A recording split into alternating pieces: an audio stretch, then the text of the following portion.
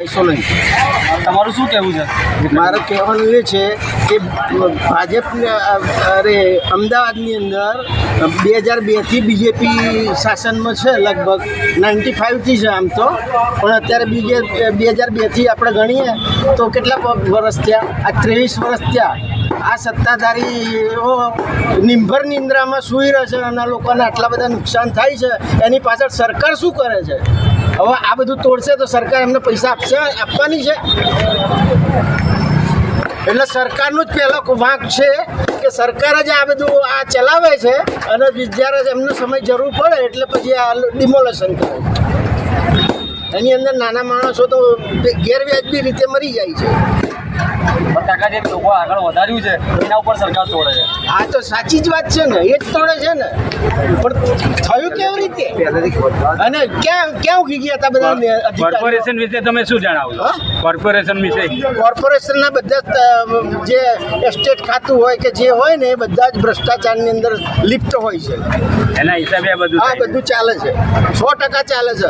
હું તો છાતી ઠોકીને કહું છું. બરાબર. દેસાઈ, પ્રમુખ બાપુનગર વેપારી.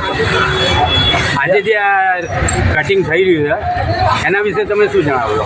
સ્વાભાવિક છે કે કોઈની ઘર કે દુકાન તૂટતું હોય તો દુઃખ થાય, પણ એની સામે કોર્પોરેશને પણ ઘણો સમય આપ્યો.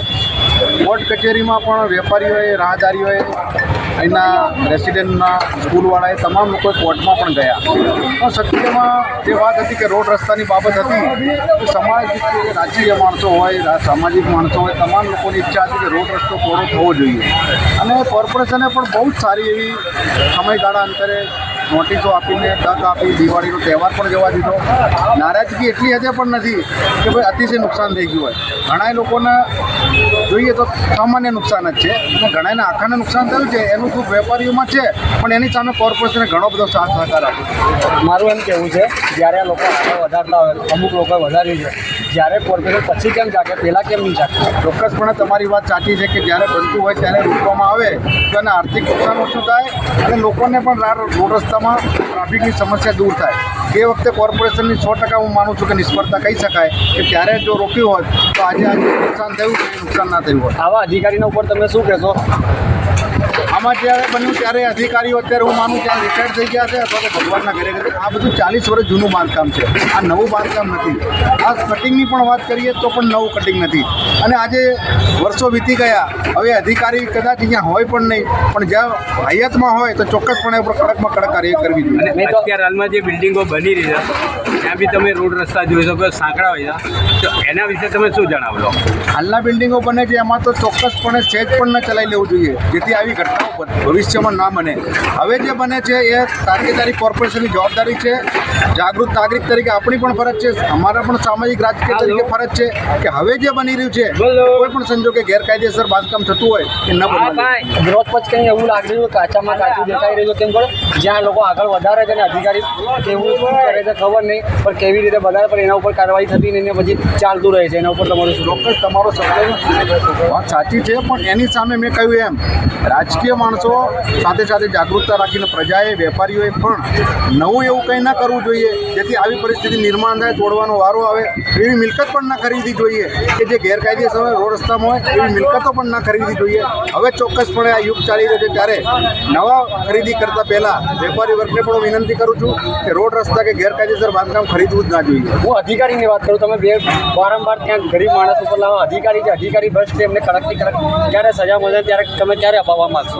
ચોક્કસપણે અધિકારી ઉપર સત્તાધારી પક્ષના લોકો હોય, જે પણ આમાં ખોટું કરતા હોય એના ઉપર એક્શન લેવા જોઈએ, એને સસ્પેન્ડ કરવા જોઈએ. અધિકારીગણ હોય એ પણ પ્રજાના નીચે છે, અધિકારી પણ પ્રજાના પૈસેથી છે, એટલે અધિકારી કોઈ ભૂલ કરતો હોય તો એના ઉપર પણ કડકમાં કડક કાર્ય કરવી જોઈએ.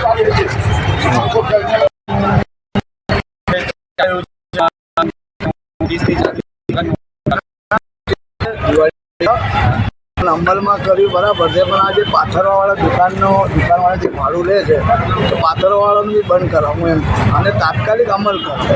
પછી તમે સમય આપો, પાછા લોકો બાંધકામ કરવાના છે, સમજ્યા? કરો તો એનું પૂરું કરો, રોડ બનાવી દો વ્યવસ્થિત, ગામડા વચ્ચો બદલાવી દો. અત્યારે જે આપણે કટિંગ ચાલી રહ્યું છે એના વિશે તમે શું જણાવો? કટિંગ થાય છે બરાબર, પણ એ પછી અમલમાં કરવું જોઈએ ને ભાઈ. લાઈન દોરી જે થતી એવી રીતે કરવાનું. પછી મારી ઓળખાણ હોય હું બચાવી લઉં. ના, મારી ઓળખાણ હોય સીએમ સાહેબ જોડે કહું કે ભાઈ મારે બચાવવું છે, એ વ્યાજબી નહીં. આ સ્કૂલનું કેમ નહીં થયું? આ ખાલસા સ્કૂલનું કેમ નથી તોડ્યું? કોના કહેવાથી રોક્યું છે? તમે સામાજિક એ બધા બાપની જાગીર છે એમ કહું. તમે નાના માણસનો તોડો છો તો બધું હરખું કરો ને. કોના લગભગથી આ સ્કૂલ બચી છે? લાઈનથી લો ને, લાઈન દોરી લો, લાઈન દોરી લો અને તાત્કાલિક એને અમલ કરો. આજે આ પાથરો પછી આવે લારીઓવાળા, લારીઓ બી કેમ તમે પાછી આપો? લારી એકવાર જમા થઈ જાય પાછી ના આપો. દુકાનવાળા ભાડું ખાતા હોય અને અહીંયા તમે આજે આવો ભીડમંદિરથી તમારે નીકળવામાં 5 કલાક થાય.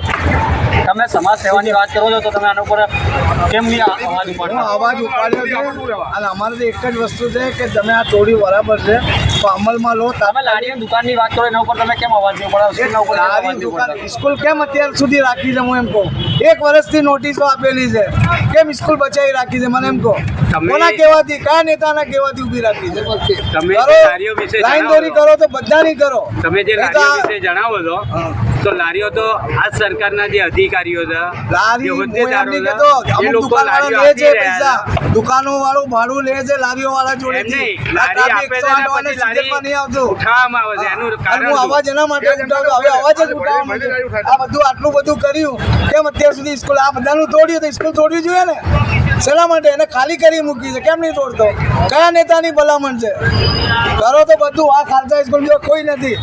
હે, દુકાનો તમે તોડો, અમલ કરો છો તો અમલ કરો તો બધાનું સરખું કરો, કોઈની લાગવગ ના કરો અને સરખું કરો. અને બીજી વસ્તુ તાત્કાલિક અમલ કરો તો વ્યાજબી.